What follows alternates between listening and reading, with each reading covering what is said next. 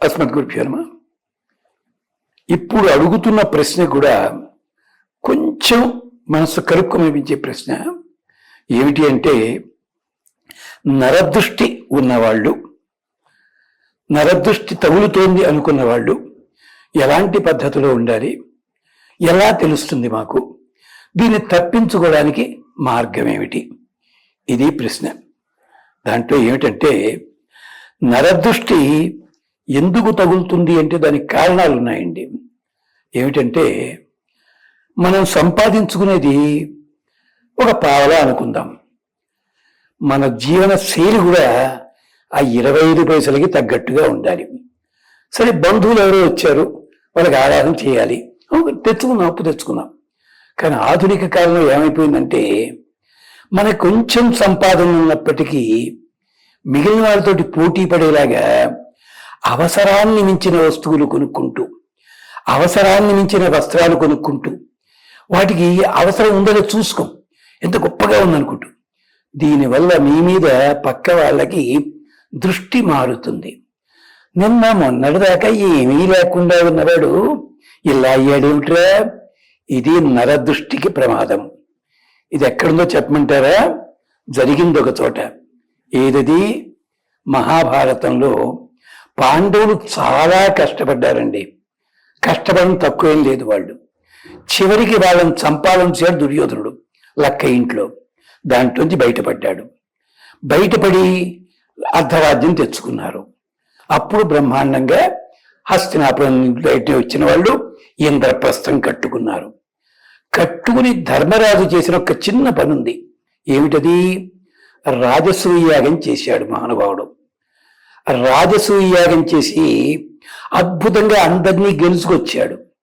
దీనివల్ల నరదృష్టి బ్రహ్మాండంగా పడిందండి. ఎలాగా? అక్కడికి ధర్మరాజు జాగ్రత్త పడ్డాడు. ఏమిటి జాగ్రత్త పడ్డాడు తెలుసిన? అందరినీ గౌరవించాడు. ఈ యాగం చేసేది నా కోసం కాదు, ఈ రాజసూయం వంశంలో ఒక్కడే చెయ్యాలి, మా పెదనాన్నగారి పేరుతోటి నేను చేస్తున్నాను. అక్కడ గ్రంథం ఉంది, దాంట్లో చదువుకోవాలి. అది పురాణ పండితులు చెప్పడం లేదు.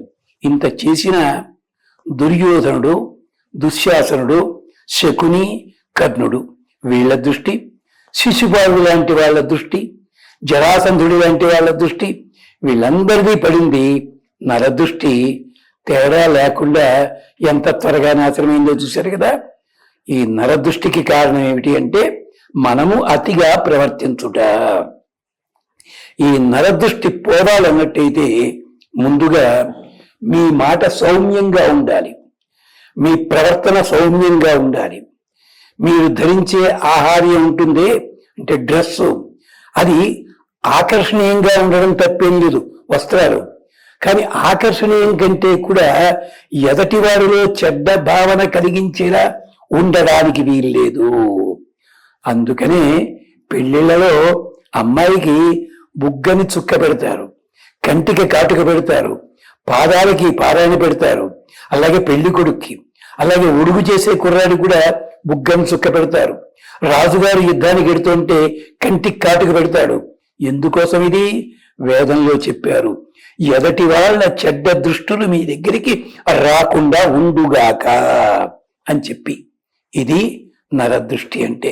ఈ నరదృష్టి గురించి చాలా బ్రహ్మాండంగా అధర్వణ వేదంలో సుమారు 200 పైని మంత్రాలు ఉన్నాయి.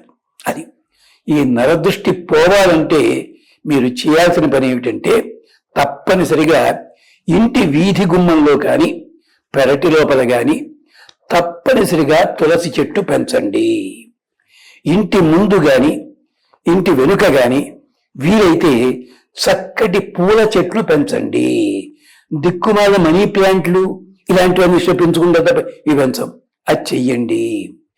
ఇంటి ముందు ప్రతిరోజు కూడా పొద్దున్నే శుభ్రం చేసి మనం ముగ్గులు పెట్టండి. పొద్దున్న ఒక దీపం, ఆముదం దీపము గుమ్మంలో పెట్టండి.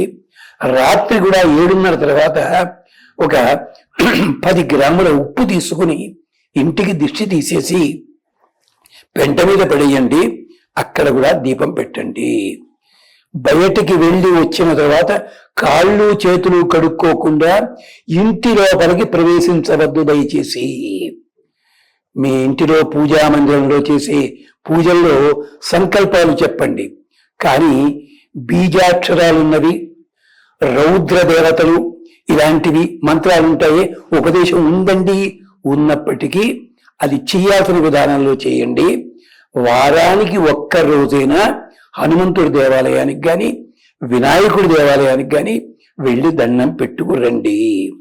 ఇంటి ముందు ఒక మంచి బూడిద గుమ్మడికాయ చక్కటిది వేళ్లాడదీసి దాని మీద పటిక ముక్క, పటిక బెల్లం కాదు, పటిక ముక్క, ఒక గడ్డ అంటే ఎంత ఉండాలి, మన చేయి పట్టేంత, అదొక పసుపు వస్త్రం లోపల చేసి కట్టి దాని మీదే పెట్టండి. ఇది ఇంటికి వచ్చిన వాళ్ళని మర్యాదగా పిలవండి. తర్వాత అవసరం ఉంటే తప్ప సాయంకాలం 8 తర్వాత బయట వృధాగా తిరక్కండి. ఇది వయసులో ఉన్న ఆడపిల్లలు కావచ్చు, మధ్య వయసులో ఆడవాళ్ళు కావచ్చు. దయచేసి ఎక్కడికైనా వెళ్ళినా తాంబూలం తీసుకున్నా తీసుకున్నా మంచి మాటతోటి వెనక్కి రండి.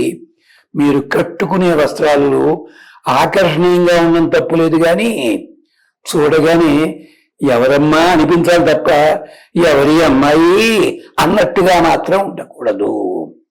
దయచేసి జడ వేసుకునే విధానంలో వీటిల్లో పెద్దలు చెప్పారు, వాటిని పాటించండి జాగ్రత్తగాను. ఆధునిక దుస్తులు వచ్చిన తర్వాత ఎవరు పెళ్ళైన వాళ్ళు ఎవరు పెళ్లి కాని వాళ్ళు ఎవళ్ళకి తెలియటలేదు. దయచేసి ఆ తేడాలు ఉండేలా చూసుకోండమ్మా. ఇంకొకటి కూడా ఉంది, భోజనం చేసేటప్పుడు కానీ టిఫిన్ చేసేటప్పుడు కానీ వృధాగా ఏ వస్తువుని పాడు చేయకండి.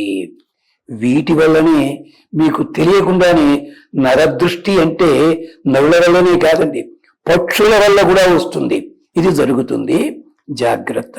ఇది చాలా సులభమైన మార్గాలు చెప్పాం, అంతే తప్ప నేను తాయెత్తులు కట్టుకోండి ఇలాంటివి చెప్పలా. గమనించండి. స్వస్తి.